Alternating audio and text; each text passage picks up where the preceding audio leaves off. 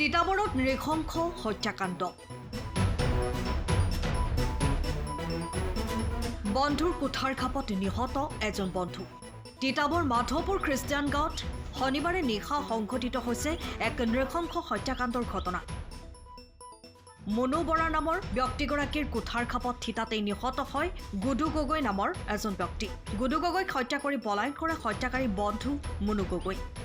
ঘটনাস্থলী তিতাবৰ আৰক্ষী উপস্থিত হৈ তদন্ত অব্যাহত ৰখাৰ লগতে পলাতক হত্যাকাৰীক বিচাৰি অভিযান আৰম্ভ কৰিছে মই শুনা মতে মানে ইয়াত আহি মই দেখা পাওঁ যে পুলিচ প্ৰশাসন আহি ইয়াত উপস্থিত হয় লগতে মই আহি ইয়াত উপস্থিত হৈছোঁ আৰু মই শুনা মতে যিহেতু মুনু চুতীয়াই গুডু গগৈক মানে কুঠাৰেৰে ঘপিয়াই হত্যা কৰে আৰু হত্যা কৰাৰ পাছতে গোটেই প্ৰশাসনে গোটেই তথ্যখিনি এইবিলাকে কুঠাৰ জব্দ কৰি লৈ যায়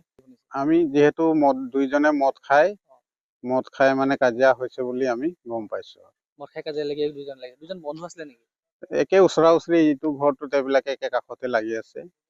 কিনাৰতে ঘৰটো লাগি আছে লগতে আৰু এগৰাকী মহিলা যিহেতু গুডু গগৈৰ মাকে যেতিয়া তেওঁবিলাকে কাজিয়া লাগি আছিল কাজিয়া লাগি থকা সময়তে গুডু গগৈৰ মাক এৰুৱাবলৈ যাওঁতে গুডু গগৈৰ মাককো তেওঁ কুঠাৰেৰে লাগিছে বুলি আমি গম পাইছোঁ যিজন ঘাতটো মাৰিছিলে তেখেতৰ নামটো কি আছিলে মুনু চুতীয়া মাৰিছিলে হয় পুলিচ প্ৰশাসন আহিছে হয় তদন্ত কৰিছে পুলিচ প্ৰশাসন আহি তদন্ত কৰিছে আৰু তদন্ত কৰি আছে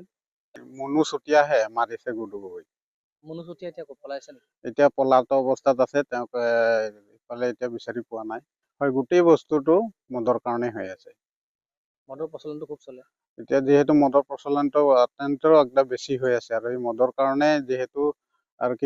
এটা দিনৰ পাছতে বিহু আছে আৰু বিহুৰ এনেকা আগমুহূৰ্তত এনেকা ঘটনাত আমি গৰিহণা জনাইছো যিহেতু মদে গোটেই খেলটো মানে মদে কৰিছে আৰু bureau report time of Assam